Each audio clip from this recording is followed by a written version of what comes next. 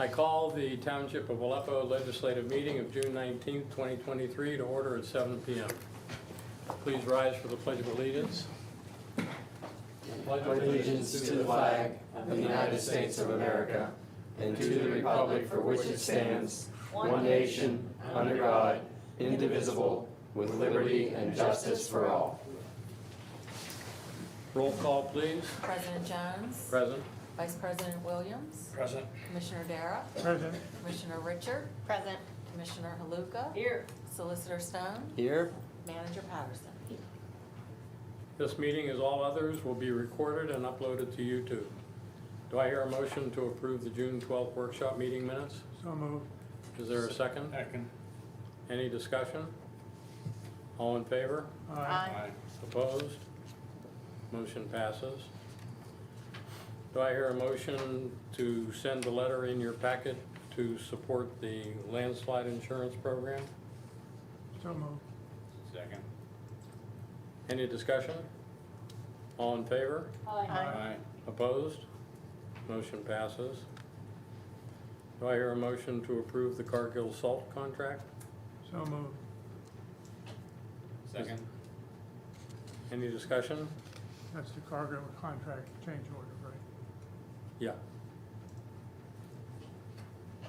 The motion is to approve amendment to Articles of Agreement with Cargill, Inc. for extension of time to purchase the required allotment of salt for the 2022-2023 winter season. All in favor? Aye. Opposed? Motion passes. Police report, please. Okay, good evening, everybody. For the month of May, we had a total of 60 calls. 39 of those were emergency medical. Some alarm calls, animal complaints that were dealt with. We had 2 fraud cases. I touch base on this on a regular basis, and again, I'll touch base on it again. There is, just to set straight, if anybody ever asks you, there is no government agency, whether it be state, local, or federal, that will ask for gift cards at all, right? The And president doesn't need gift cards? Yeah, you'd be surprised, right? It's a shame. But these people that scam people via phone, whether it's the grandmother scam, or they say they have a relative in custody, or you answer, like your computer gets locked up and you call a number and it's in your computer, they say, yes, we'll unlock your computer for you, but you have to go to Home Depot and get $3,000 of gift cards for us, right? These things happen on a regular, everyday basis, and it can happen to anybody. And we just say, we try to inform as many people in the public as possible. Law enforcement, an attorney, IRS, somebody that calls and says they have a warrant for your arrest, that regardless of the situation, they're not going to take credit cards. So gift cards. They're not going to ask you to go to Target and get gift cards, Best Buy, things like that. Just hang up the phone and call the police and run it past us if you have any questions, right? And please put that out there as much as possible. Scams are pretty prevalent right now, and it's getting really, really bad. So other than that, they didn't have anything else worth mentioning. I think we're doing some on and off traffic posts in some of the areas, Gwen, that you had pointed out. Anything else for me? Questions, concerns, or issues? And as always, anything else we can do for you? Just awareness, as always, just awareness. If they see something, say something. Chief, I do have one little question. The 39 medical, do you respond to the sonic bell? Not all of those, no. We go to the ones that, or we for the most part, we go to the ones that are in the apartment buildings, right? Or unless we know that there are higher level medical care, right? If there's higher level medical care, we do not go to that unless specifically requested for. So are you responding as a first responder, or are you responding to assist? First responder and assist, right? Kind of one and the same if we do go, right? But first responders initially, if it's in the apartment buildings, we go. Unless we're told, But hey, generally in the township, are you getting there first as first responder? all the time. Yes. Do Yeah. you have a? Not all the time, I don't want to say all the time, it just I got depends it. on where the ambulance is at the I time. got it. Do you have a list to keep of residents that are impaired that might need emergency services, but let's say they can't walk? we don't keep an exact list of that, but in the 911 database, typically if it's a residence that we've gone to before and we recognize that there's an issue, we'll flag that phone number, address in the system. So when the next officer goes, the dispatch says, hey, awareness, this is at the house. Are you aware on dispatch, there's a reason for my questions, and it's a good reason, Yeah, sure, I'm sure. not getting on you. Are you aware on dispatch the type of call you get in dispatch? For example, is your officer aware that he's going to a chest pain or patient who's short of breath, or a patient who may need your AED versus Judy tripped and fell and broke her foot? Generally, yes. However, a lot gets lost in translation. Because it goes from a call taker to the dispatcher and on a computer screen. They normally get it correct. We at least have a good heads up of what's going on. But there are times where you walk in, So do you it's respond still. to them all priority? Meaning, like all 39 of these calls, or? Well, no, if I fell and broke my foot in the manner and called an ambulance, would you have to respond with the same priority as if I was having chest pain or trouble breathing?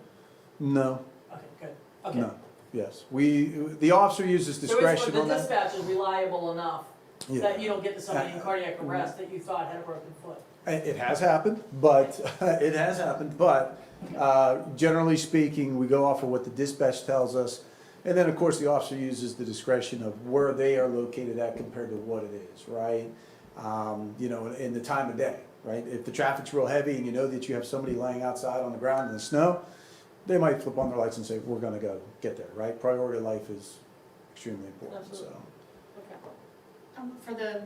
If people have impairments or other medical needs, that's part of our questionnaire for the signing up Yes, for it the is. emergency thing. So we have a database of that, so then it's a good reminder, we send that out to all new residents, but if anybody needs to update their information, if they've signed up all previously, you can just go on our website, get that form, Yep. and resubmit it to us, and then Judy has it, and then we can also get that database over to you, so to update anything, if you have a flagging system in your system, anybody who wants to share that, we can pass it on to the police so that you can know when That you would be respond. fantastic. The Yeah. things that we look for in those type of flagging systems are people that are like, if there's dementia, right, or, autism, things like that, so awareness for the officers to say, bam, you know this going in, that they had this history there. That type of stuff is invaluable. We take it in a heartbeat for sure. And the fire chief has it. Yeah, fire chief has it also, so they know, people have oxygen dependence or are not Mhm. mobile or something, we try to just share that with anybody who would be helping. All great stuff. More than happy to assist with that or whatever, get that information for sure. Thanks, Chief. Thank you very much. Okay, Thank thank you you. very much. Everybody have a nice Thank you, Chief. Emergency management, No report? public works. You have Tim's report in your packet, a lot of maintenance things, pressure washing the trucks and backhoe, cleaning everything for the end of the season, had to, put the speed sign up, doing a lot of weed whacking, every time I drive somewhere, I see them out weed whacking on a different road. The new thumb attachment is here, they've already it's already been installed on the backhoe, and they have used it already, so they're pretty pleased. And, we did have the LED lighting change, that happened, week and a half ago. And so if you look up here, the lights are different in here, in the hallways and in the offices, it's the same fixture but with different light bulbs, and out in the garage, they had that done also. And, they're working, now that the paving stuff is starting, they're gonna be working closely with the pavers. And I can, this might be a time to talk about the change order that we have here. Sure. So, we had talked about it in previous meetings that we were gonna be having a change order coming in from the pavers to do tar and chip on the roads that were left off of the bid. Ingleside, Parkway, and Vecchio Drive. So we did get the change order, it came in today, which is why it was not on your agenda, because I didn't have it, yet. But you have it now, and so if you are, gonna be inclined to approve it, it's a two-step process for the approval. So you'll need to make a motion to amend the agenda to include this motion. You need to state the reason. The reason is because I got it today. So Good. we've talked about it in the past, so it's not a new topic, so you are able to vote on it based on our spending policy that we have internally. So we've discussed it and discussed the dollar amount in the past, and approximate what it would be. So I only got it today, and that's why it wasn't on the agenda. So we need a motion to change the Can I agenda. make a motion that would enable us to change the agenda to include the HRG change order for the paving of Vecchio Drive, Parkway, Ingleside Drive. Second, Second. correct? Any other discussion? All in favor? Aye. Opposed? Motion passes. And then we need a motion to accept the change order. Yes, you need a motion to accept the change order and then the amount, I don't know, Judy, if you're May gonna. I make a motion to accept the change order from HRG to pay Vecchio Drive, Parkway, and Ingleside Drive in the amount of $22,858.80 as amended to the agenda? Second. Is the quote from HRG or Youngblood? Thanks, Archie. It's on the HRG's approved, it's a quote from Youngblood, but Good. HRG sends, when we Good. get it from them, that means they've vetted it. Good. It's good. Any further discussion or questions? All in favor? Aye. Opposed? Motion passes. Mr. Solicitor, we did it correctly? Yes, there's some follow-up things that the rules require, and Gwen's aware of that. We've discussed it, and I'm sure she'll take care of that as far as the follow-up. Good. Communications. Nothing to really note right now, though, but I would say we, for awareness of the group, we have lost contact with our Amazon representatives. What does that even mean? They sort of disappeared. We had one, We- like, I mean, main what does that contact even guy, and he's just, And the emails are bouncing back. emails bounce back, but not because it's not there, it's a strange language He's of been why delivered. it's bouncing back, I don't know. And then I set my email to email him like once a week for the last couple to see if it was, like his inbox was full or something, if that happens, I don't know. But still no luck, so, I think Gwen and I are gonna brainstorm our, next steps. yeah, On we wanna finding a keep new- those meetings, so Yeah, we're just We're gonna finding having have a to- priority contacts. band somewhere. We're I have gonna have I have a little follow-up to that. Yeah, We talked about my following up with Al Core at the property owner, with the property owner management company, and just to see what was going on with the Amazon canopy plans. So I called him, we talked, and he did mention that there have been multiple changes in management at different levels with Amazon. And our facility here, our distribution facility, is one of the places where they've made some internal changes. He said it's not unusual in his dealings with them over the years. As soon as somebody gets good at what they're doing in a certain place, they either get promoted or they get sent someplace else. Delivered by Amazon Prime van.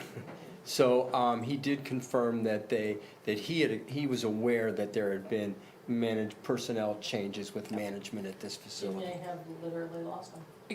we did.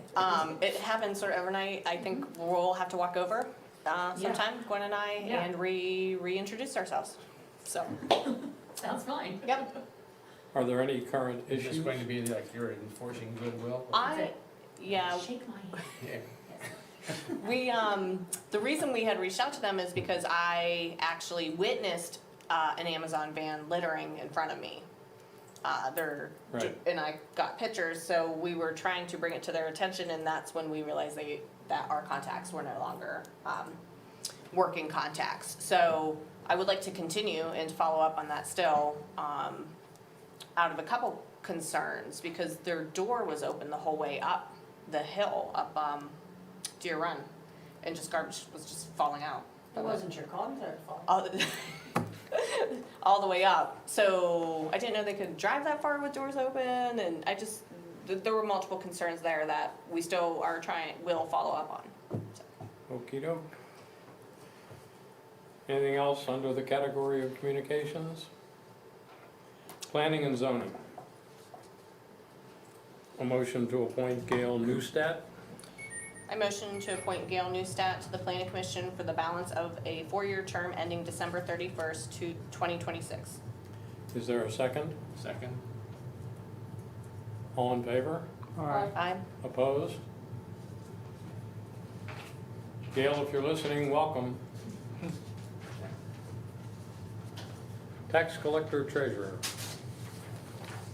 Good evening, everybody. In your packet, you should have the report for the month of May 2023. As you can see, we collected a total of $103,664.22 in taxes. Pages 3 and 4 give you kind of the breakdown comparing last year, May of 2022, relatively pretty stable, and then also to the year-to-date to the budget. So we look to be pretty much on target with everything, doing quite well with all of that. As far as the ending account balances, our PNC checking account, we have $618,444.37. And then our investment accounts, the state fund has $71,569.57. The general investment has $1,291,507.77.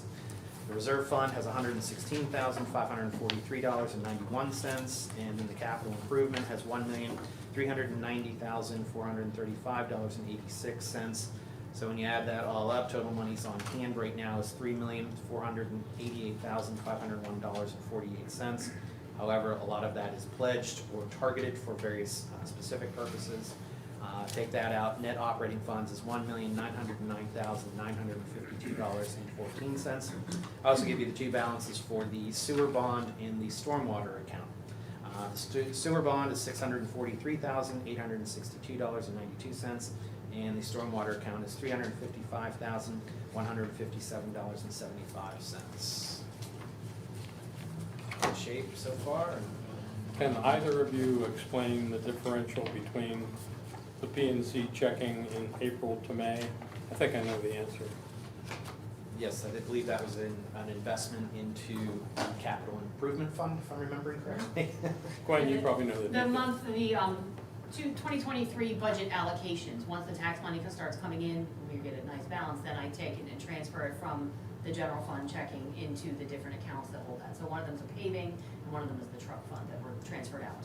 And then we're gonna start having a lot of Money coming out. paving coming, bills coming due, that'll be reducing the capital improvement budget, because that's where that money comes. I think if we all recall, even starting last year, we had made the determination to move some money out of the general fund without jeopardizing our security.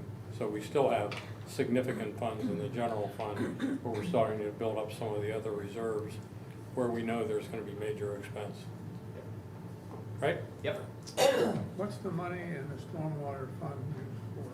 Most of that is money that we receive, it's ARPA money from the federal government that was allocated during our COVID balance, and it has like strict federal rule reporting on what we're allowed to use it for. And so that is earmarked for some of the MS4 type projects to replace certain different pipe systems that we own. I'm sorry, what's the MS4? MS4 is the storm sewer reporting program, and we have a waiver for some of it, but we also know that that waiver is gonna end at some point, and then we're gonna be required to have done certain things anyway, or need to do them right away. So we are banking that money for when we have to use it on our pipe system. Got it. It's, thank you. MS4 is a DEP state mandated program for storm sewer and storm sewer runoff. So And when was that last updated? 2 or 3 years ago, I think. Yeah, I think that explains what we talked about before, that stormwater is taking an increased notice by the DEP and even by the feds, which is why our engineer took a more careful look at our community and why we have to deal with certain somewhat major issues that the township may or may not be responsible for, like Deer Run. Okay? Thank you very much. Any other questions for our tax collector treasurer? Thank you. Thank you, sir. Thank you. Do I hear a motion to approve the May bill list, et cetera? Motion to approve the May bill list in the amount of $151,204.49, to ratify the May prepaid bills in the amount of $15,039.76, and to ratify May payroll transfers in the amount of $18,185.69. Second. Any discussion, any questions? All in favor? Aye. Aye. Opposed? Motions pass. Aleppo Township Authority, No report. Quaker Valley Ambulance Authority, No report. Quaker Valley COG, No report. Mr. Solicitor. Other than working on some routine contract reviews and meeting with staff to work on the preparation of a new saldo, which we've been doing,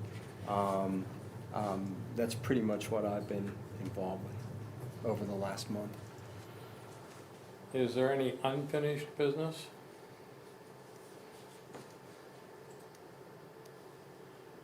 All right, and then Manager Patterson, you've received a request from Swickley Heights Manor for the removal of 3 dead trees. Yes, the township islands are considered part of the roadway on Swickley Heights Drive. And so the process that was set up several years ago is when the manor identifies something that, you know, the trees that are dying on those islands, they submit the request to the township in writing, and then the township goes over and usually works with Bob to help get the trees taken down.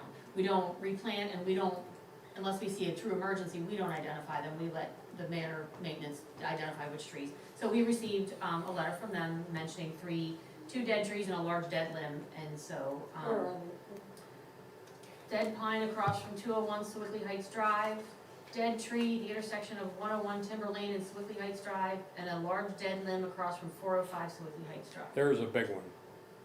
There's one big one. One of those is a big one? It's maybe 3 housing sections in. Judy, if you drive down Swickley Heights Drive, it's a big one. Have our Public Works people seen them? They have, and so in July, Bob is already renting some piece of equipment to do Okay. some work in the manor, and they're gonna take the equipment Good. for the day and go over and work together to get the trees taken down. Good. So we received the request and we are acting upon it with Yes. no motion required. Correct, it's just Good. notification based.